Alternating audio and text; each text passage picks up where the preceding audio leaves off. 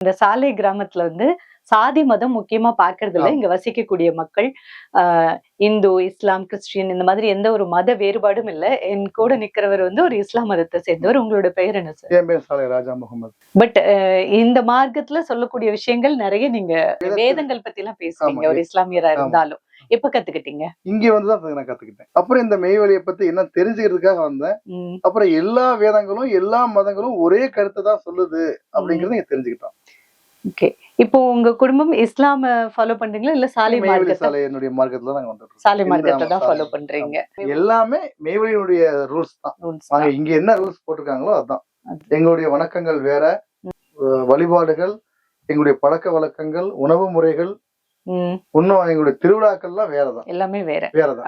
ஒரு வணக்கம் சொல்லுங்க சார். மெய்வெளி சாலையில எப்படி வணக்கம் சொல்லப்படுது? அதாவது எங்களுடைய தெய்வம் அவர்கள் என்ன பண்ணிருக்காங்கன்னா, நாங்க ஒருத்தவங்கள பாக்குறோம். இப்ப உங்களே பாக்குறோம் வர்றாங்க அப்படின்னா, இந்த இந்த 2 கையையும் வச்சு தலையில இங்க வச்சு நமஸ்காரம் பண்ணுவோம். இறைவன் வெளியில எங்கேயுமே கிடையாது, நமக்குள்ளதான் இருக்காங்க. அது நம்மளுடைய சிரசுல இருக்காங்க. இப்ப நீங்க வந்தீங்க முக்காடு போடுங்க அப்படின்னா, ஏன் அப்படின்னா தலையில தான் இறைவன் குடியிருக்கிறார். இந்த எண்ஜான் உடம்புக்கு பிரதானமானது சிரசு. அங்கிருந்து தான் எல்லாமே தேகாதி அந்த எல்லாமே வந்து செயல்படுது. அப்ப இறைவன் குடியிருக்கிற இடமும் மனிதனுடைய சிரசு தான்.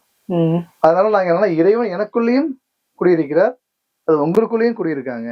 அப்ப 2 பேரும் ஒண்ணுதான், வேற வேற இல்ல அப்படிங்கறதுனால அந்த இதுதான் வணக்கம் இவங்க சொல்ற முறை.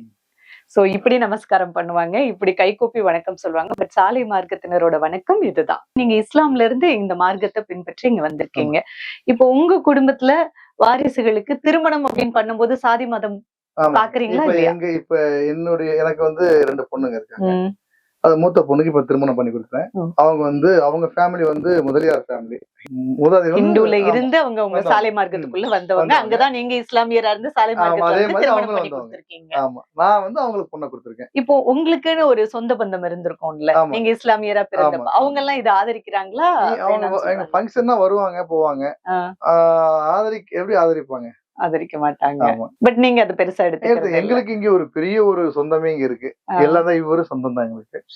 அவரு சொந்தம் தான். இங்க இருக்கிற எல்லாருமே எங்களுடைய சொந்தம் தான். எங்களுடைய மார்க்கத்தை பின்பற்றுறவங்க அத்தனை பேருமே எங்களுடைய சொந்தம்.